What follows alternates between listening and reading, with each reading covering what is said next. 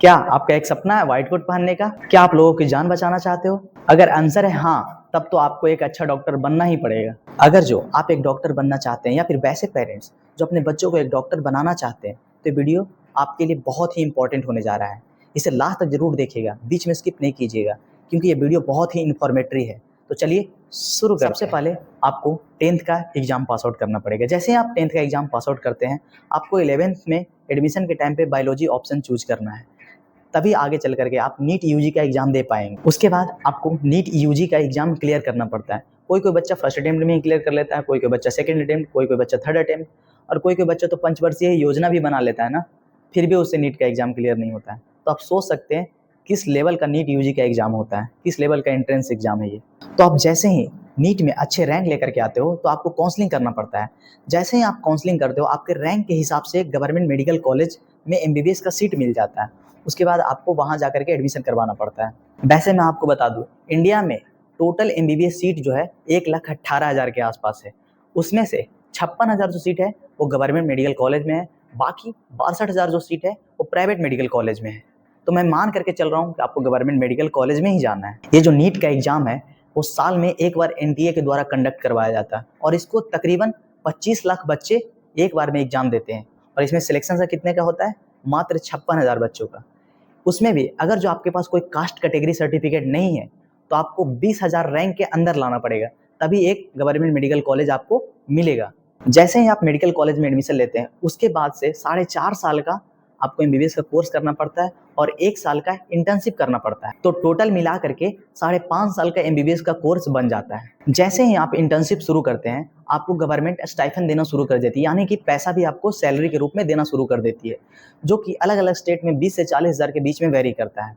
क्योंकि आप एक government doctor as a hospital में सर्व कर रहे होते हैं, इसलिए आपको गवर्नमेंट पे करती है। यह एक मैंडेटरी कोर्स है, आपको करना ही पड़ेगा। इंटर्नशिप एक ऐसा टाइम होता है जहां आप थ्योरेटिकल नॉलेज को प्रैक्टिकली यूज करके देखते हैं। ये एक ऐसा टाइम होता है जहां की आप पूरे एमबीबीएस लाइफ में सबसे ज्यादा सीखते हो, सबसे ज्यादा पेशेंट से इंटरेक्ट करते हो, सबसे ज्यादा आप नॉलेज गेन करते हो।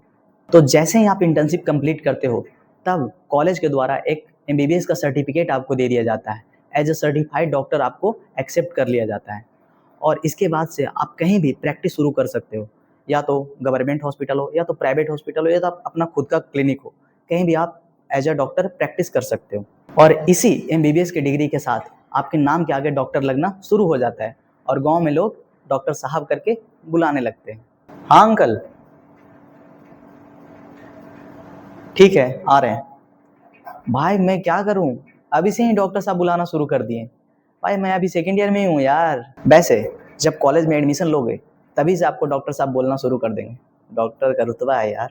आप एमबीबीएस कर लिए, अब इसके आगे क्या? इसके आगे आपके पास दो ऑप्शन होते हैं, option A and option B.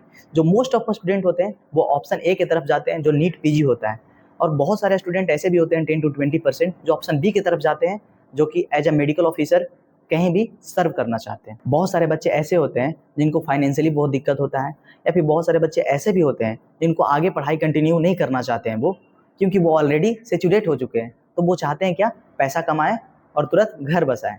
इसके लिए वो ऑप्शन बी की तरफ चले जाते हैं। अब ऑप्शन बी के अंदर क्या आता है? या तो आप गवर्नमेंट जॉब करें या तो प्राइवेट जॉब करें। एज अ मेडिकल ऑफिसर दोनों में आप काम कर सकते हैं। मैं मान के चल रहा हूँ कि आपको गवर्नमेंट जॉब करना, after the MBBS as a medical officer serve करना है।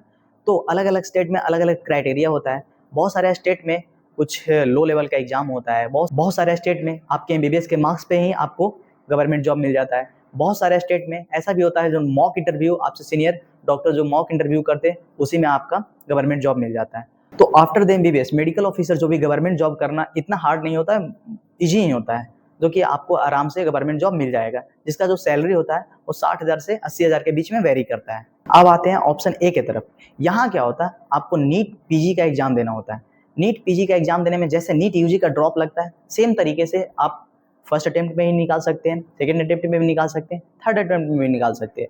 अगर आपसे नहीं निकल रहा है तो वही ऑप्शन बी की तरफ शिफ्ट करना पड़ेगा। चलिए मान लेते हैं आपका नीट पीजी क्लियर भी हो गया, अच्छा रैंक भी आ गया। उस हिसाब से आपको एक डिपार्टमेंट मिलता है एक मेडिकल कॉलेज में। उसके बाद आपको पीजी का कोर्स करना पड़ता है, जो कि 3 साल का होता है। इसमें आपको गवर्नमेंट सैलरी भी प्रोवाइड करते रहती है। ऐसा नहीं कि सिर्फ उसे पढ़ाई करना, सैलरी नहीं देती है, गवर्नमेंट सैलरी भी देती है। जो सैलरी होता है वो 80 से 1,20,000 के बीच में वेरी करता है। 80,000 से 1,20,000 के बीच में वेरी करता है वो। जैसे ही आपका पीजी का कोर्स कंप्लीट होता है, उसके बाद आपको एक डिग्री दे दिया जाता है, जो कि एमडी हो सकता है, एमएस हो सकता है, master of surgery and doctor of medicine, ये डिग्री होता है। जैसे ही आप ये डिग्री लेते हैं, उसके बाद आप एक सीनियर रेसिडेंस बन जाते हैं। यहाँ पे आपका सैलरी और बढ़ जाता है, जो कि 1.5 लाख के करीब चला जाता है। अब आपके पास एमडी और एमएस का डिग्री भी है, पीजी भी कंप्लीट हो गया। अब आगे क्या भाई, मेडिकल लाइफ है यार, यहाँ पढ़ाई खत्म नहीं होता है। चाहे आप खत्म हो जाओ, लेकिन पढ़ाई कभी खत्म नहीं होता है। इसके बाद आपके सुपर स्पेशलिटी करने के लिए एक नीट एसएस का एग्जाम होता है। नीट जैसे ही आप एग्जाम क्लियर करते हो, इसके बाद फिर से सुपर स्पेशलिटी का 3 साल का कोर्स है, जिसके बाद आप सुने होंगे cardiologist, cardio surgeon, neurologist, neuro surgeon, nephrologist, nephro surgeon जो कि बनते हैं। उसके बाद उनका सैलरी कितना होता है भाई, मैं नहीं बता सकता यार। जैसे ही आप सुपर स्पेशलिटी का कोर्स कंप्लीट करते हैं, तब आपके पास एक डिग्री आ जाता है, जिसको एमसीएच डिग्री बोलते हैं। कौन सा? एमसीएच डिग्री बोलते हैं। एमसीएच के बाद और भी बहुत पढ़ाई होता है भाई, उसके बारे में कोई और वीडियो में बात कर लेंगे। डॉक्टर एक बहुत ही अच्छा प्रोफेशन है। यहाँ रिस्पेक्ट के साथ साथ पैसा भी बहुत है। जो हम डॉक्टर्स हैं, हमारा कोई जाति नहीं है, कोई धर्म नहीं है, हमारा एक ही जाति है जो कि चिकित्सक है। हमारा एक ही धर्म है, वो सेवा है। तो सेवा धर्म हमारा, ये स्लोगन हम सारे डॉक्टर्स के लिए अप्लाई होता है। तो चलिए, मैं उम्मीद करता हूँ कि जो डॉक्टर का जो जर्नी है वो आपको जरूर समझ में आया होगा। अगर जो आपको ये वीडियो अच्छा लगा हो तो प्लीज़ लाइक कर दे, चैनल को सब्सक्राइब कर दे और कमेंट जरूर करें, ताकि हमको नेक्स्ट वीडियो के लिए मोटिवेशन मिले। तो चलिए, आज का वीडियो यहीं पे समाप्त करते हैं। तब तक के लिए जय हिंद।